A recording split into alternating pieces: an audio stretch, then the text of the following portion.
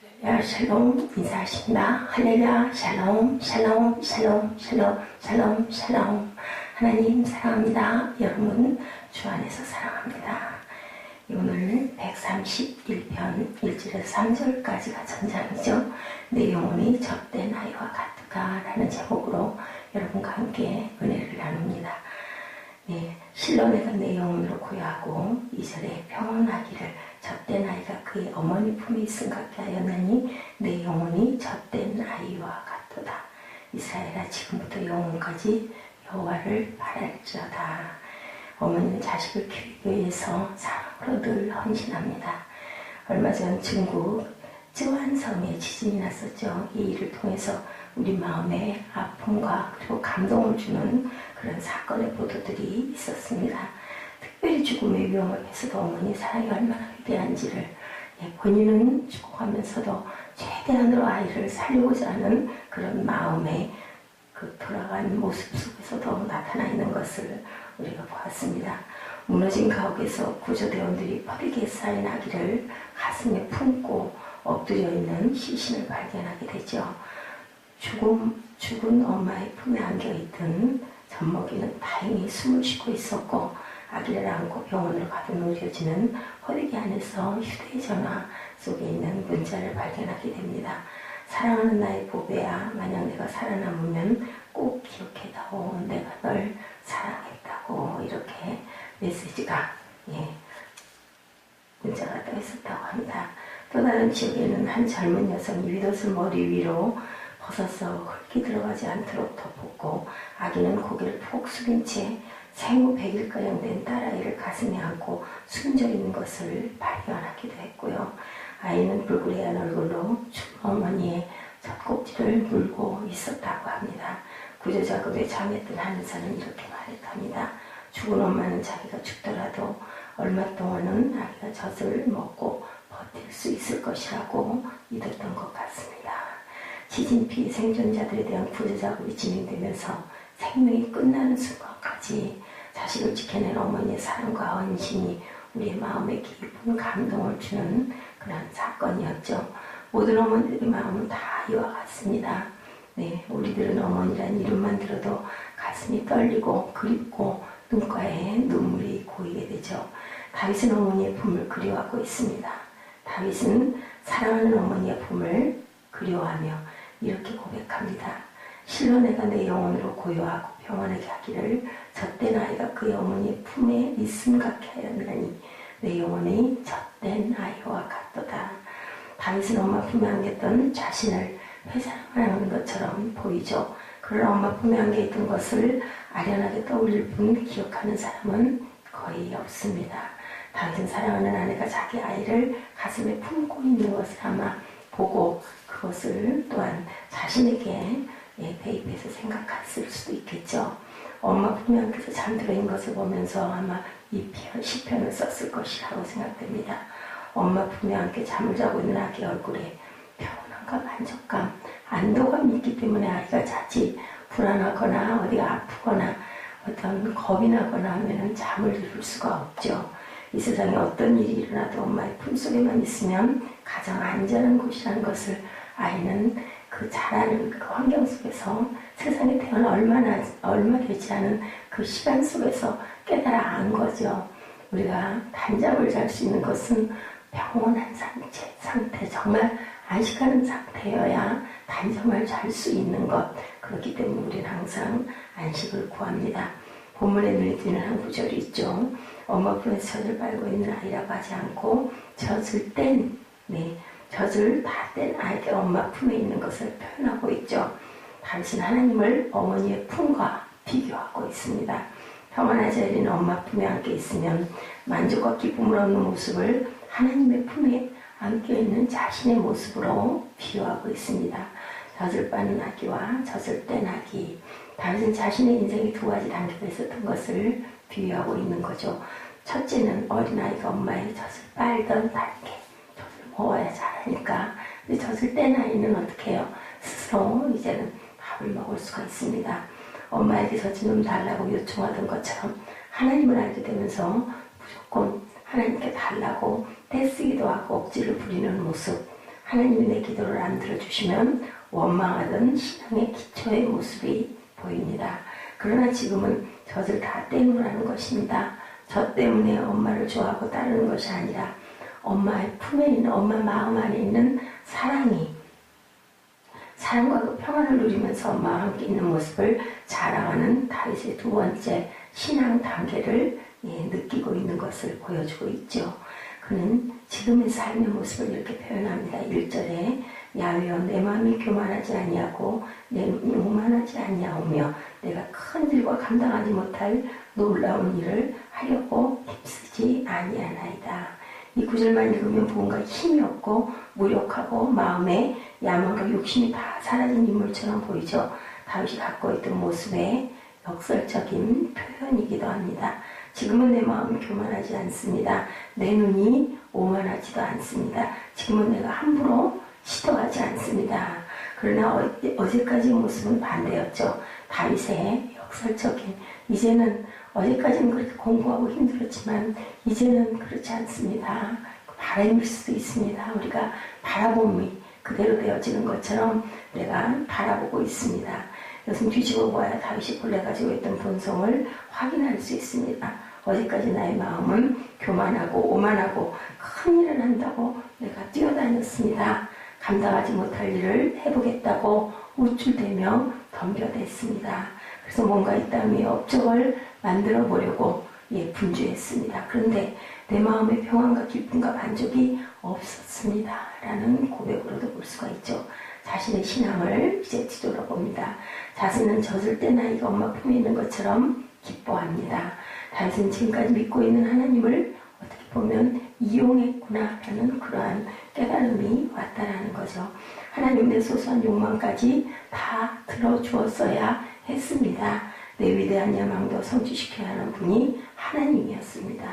하나님이 나의 주인이 아니라 바로 내가 주인처럼 하나님을 좌지우지하려고 했었다라는 거죠. 젖먹이가 젖을 주지 않는 엄마가 불필요하다고 소리치는 것처럼 하나님께서도 우리의 기도를 우리가 원하는 것이 그대로 이루어지지 않을 때는 나의 주인이 아니라 바로 내가 주인인 것처럼 군림하고 있지는 않은지, 젖먹이가 젖을 주지 않는 엄마가 불필요하다고 소리치는 것처럼 하나님께서 내 기도를 들으시지 않고 응답해 주시지 않으면 하나님이 이제는 더 이상 필요 없습니다 하고 소리쳤습니다. 젖을 먹고 빠는 어린애 같은 억지 요구만 해왔던 자신을 돌아보면서 이제는 젖 빠는 어린아기가 아니라 젖된 아이처럼 어머니의 품속에 앉아 기뻐한다고 이렇게 고백합니다. 그렇다면 기독교 신앙이랑 욕망을 다 제어해버리는 것일까? 인간의 기본적인 욕구가 필요 없다는 뜻일까? 결코 그렇지는 않죠. 사람에게 욕망이 없으면 인간은 성숙할 수가 없고 자라갈 수가 없고 앞으로 걸어 나아갈 수가 없는 거죠. 발전에 대한 동력을 잃어버린 것과 같은 그런 형태가 됩니다. 욕망의 목표와 방향이 잘못되었을 때 그것이 문제가 된다는 거죠. 인간의 욕망이 만족할 줄 모르고 더 큰 욕망으로 계속 더 하고 나아가게 될 때 밑빠진 항아리에 물 붓는 것처럼 절대 채워줄 수가 없는 거다. 그럴 때는 마음속의 만족감과 기쁨이 사라지는 초조함과 불안과 걱정과 근심의 야망과 탐욕만이 인간을 지배할 수밖에 없다. 신앙 안에서도 인간의 욕구가 중요하죠. 인간의 욕망에 대해 학문적인 연구를 한 메슬로우라는 사람이 얘기합니다. 그는 인간이 갖고 있는 욕구를 5단계로 나눠서 맨 밑 단계에서부터 위 단계처럼 단계까지 마치 피라미드가 된 것 같은 그런 모양의 그림으로 설명합니다. 1단계에서부터 4단계까지는 인간의 하위적인 욕망, 5단계가 상위적인 욕망이라고 말하고 있죠. 이것은 고전이 된 20세기 이론이지만 오늘날 우리들에게도 유용한 이론입니다. 첫 번째, 인간에게는 맨 밑바닥에 있는 최하위의 단계 욕구가 있는데 생리적인 욕구, 이것은 기본적인 인간의 욕구로 먹고 마시고 자는 것, 그죠? 그것이 또 충족되지 않으면 우리는 살아갈 수가 없습니다. 좋은 음식을 먹고 좋은 옷과 좋은 집에 살고 싶은 욕구, 배부르면 되고 등 따뜻하면 된다는 욕구로 가장 기초적인 초기의 하위의 욕구입니다. 이런 욕구가 어느 정도 충족이 되면 두 번째, 인간은 안전에 대한 욕구가 있죠. 신체가 안전하고 감정과 정신세계가 안전해지도록 스스로를 보호하는 욕구입니다. 돈을 갖게 되면 여러 가지 보험에 가입하고 자녀 교육에 엄청난 투자를 하기도 합니다. 자녀를 위해서뿐만 아니라 노후 대책을 위해서도 투자를 하죠. 질병에 대한 공포 때문에 의료계에 있는 누군가를 알고 싶어하고 사귀고 싶어합니다. 안 되면 의사 선생님이 되는 사위라도 아니면은 며느리라도 보려고 하는 그런 마음도 있습니다. 법에 대한 안전을 지키기 위해서 판검사 며느리나 또한 사위를 그 계통에 있는 누군가가 좀 소리를 낼 수 있는 자를 옆에다 두고 싶어 하기도 하죠. 세 번째는 소속감과 애정에 대한 욕구입니다. 친구와 애인이 필요하고 아내와 남편과 자식이 필요한 욕구이죠. 어떤 집단에 들어가서 친구들로부터 받아들여주고 싶은 소위 그 소유 어떤 그 소속에 대한 욕구, 어떤 사람들은 가족의 범위를 넘어서서 상륙의 주위 사람들과 교제하고 사귀는 것을 또한 자랑으로 여기고 그리고 그것을 아주 열심히 하는 사람들도 있습니다.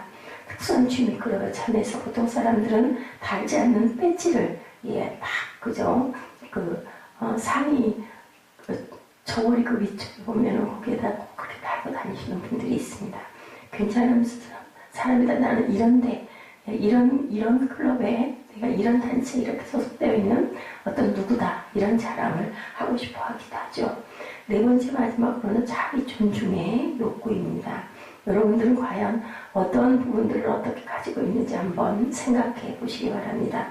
사람들로부터 존경받고 싶어하고 명예를 얻고 싶어하고 또한 사람들이 나를 알아주고 인정해주기를 원하는 그런 욕구이죠. 익명의 일반인들로부터 존경받는 사람이 되기를 원합니다. 이것이 많으면 많을수록 자부심을 느끼게 되고 없으면 걱정하고 근심을 하게 되죠. 남의 것이 더 많으면 분노하고 남의 것이 적어지면 적게 보이면 내 것이 더 많아 보이면 우리는 우쭐대게 되고 오만해지는 욕구, 여기까지는 하위적인 욕구다. 다윗은 자기 실현의 만족보다 더 큰 만족이 있다고 고백합니다.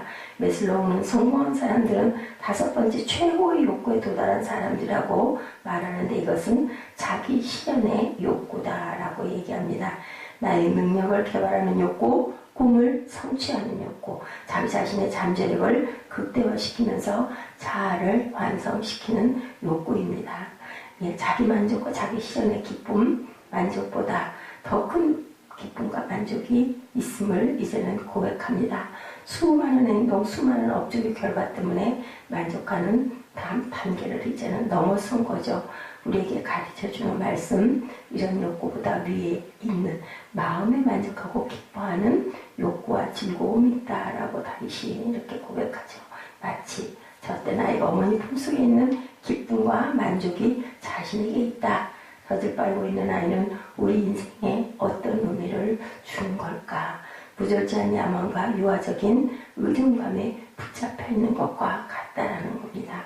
지나친 자만성이 있고 때를 쓰고 억지를 쓰는 습성으로 살아가는 것이 젖을 빨고 있는 어린아이와 같은 모습이다. 젖을 못 먹은 아이는 기를 쓰고 서럽게 통곡하죠. 왜요? 배가 고프니까 그렇게 울어야 알아주거든요. 엄마는 아이가 울어대면 어쩔 줄 몰라하며 자녀에게 조종을 당하죠. 그것을 아이는 또한 압니다. 자녀들은 그것을 알기 때문에 1년이 되어도 6개월이 되어도 알기 때문에 어떻게 하면 엄마를 자기 마음대로 조종할까 하는 생각을 하면서 때로는 가장 안에서 때를 쓰고 울기도 하죠. 그래 나를 바라봐 주니까 나를 좀 쳐다보라고 그렇게 울 때도 있습니다. 하나님의 내 인생이 주인이 아니라 내가 주인처럼 살려고 하는 못된 그런 시도를 하기도 했다는 거죠. 3살, 5살 된 아기가 엄마의 젖을 물고 있다면 우리가 보고 아이고 여지껏 젖을 먹어요. 젖을 좀 떼야죠. 이런 얘기를 합니다.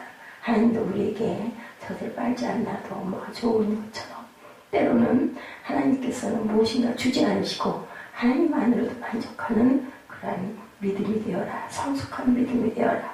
이렇게 말씀하시죠. 하나님은 소원을 이루는 방패가 아니라 하나님 자체가 기쁩니다. 엄마가 내게 뭔가를 꼭 좋은 걸, 맛있는 걸, 달콤한 걸, 좋은 옷을 그런 것을 주어서 엄마가 좋은 게 아니라 그냥 엄마가 있으니까 좋다. 이런 마음이 되라는 거죠. 신앙의 한 단계를 뛰어넘기를 원하는 거죠. 하나님의 사랑과 인격을 알기를 원하십니다. 하나님이 나를 지켜본다는 사실을 알기를 원하시는 거죠. 그럴 때 그것을 알 때 그리고 그것으로 우리가 평안하고 만족하고 우리가 샬롬할 수 있을 때 그럴 때 우리는 정말 성숙하고 멋져져 있다는 것을 하나님이 대견해 하고 기쁘게 하시고 우리가 무엇을 달라고 떼쓰지 않아도 우리의 필요를 다 아시기 때문에 채워주신다. 처음 젖을 때는 우리는 엄마 젖이 그리워서 다름이 싫어서 거기에 묻히고 싶어서 때를 쓰기도 하죠. 젖을 때가 엄마의 품에 안겼을 때 엄마의 따뜻한 체온을 온몸으로 느끼게 되기 때문에 그것이 좋은 거죠. 바랄 것도 무서울 것도 두려울 것도 없습니다. 엄마의 품에서 사랑하는 자녀가 온 세계, 온 우주가 다 자기 것인 것처럼 그 엄마가 훌륭하고 똑똑하고 돈이 많고 인텔리고 지식층이고 명예가 있는 사람이어서가 아니라 그냥 아무도 알아주지 않는 보잘것없는 그저 한 여인이어도 그 품에 안겨있는 아이는 엄마가 우주입니다. 하나님은 우리에게 젖을 떼려고 하시죠. 하나님의 축복이나 선물이 아니라 하나님만으로 나만으로 만족해라 말씀합니다. 선물로만 집중했던 우리의 신앙을 바꿔놓으려고 하시는 거죠. 겸손하게 하나님을 사랑하면서 평안함과 만족감을 누리시기 바랍니다. 오늘은 사순절 사흘째 되는 날이죠. 하나님께서 우리를 가슴으로 품고 함께 계신 것을 스스로 깨닫고 젖된 아이가 어머니의 품속에서 만족하고 기뻐하는 것처럼 하나님을 믿는 믿음으로 기뻐하는 그런 삶, 그 삶을 주시기 위해서 예수께서는 하늘의 아버지가 땅에 사람의 모습을 하시고 오셨어요. 이제는 한 걸음 한 걸음 십자가에 못 박히러 돌아가시기 위해서 기도하는 기간이십니다. 우리에게 평안과 만족감이 있을 것, 하나님께서 우리에게 사명을 가르쳐 주십니다.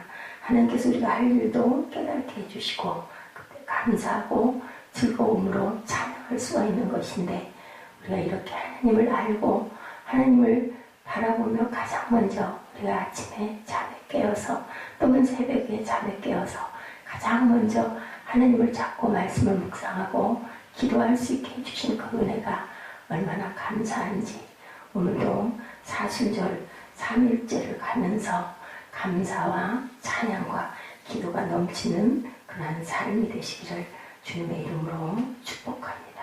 우리 오늘 로마서 12장 1절에서 2절 말씀 함께 합독하시고 그리고 기도하는 시간 갖도록 합니다.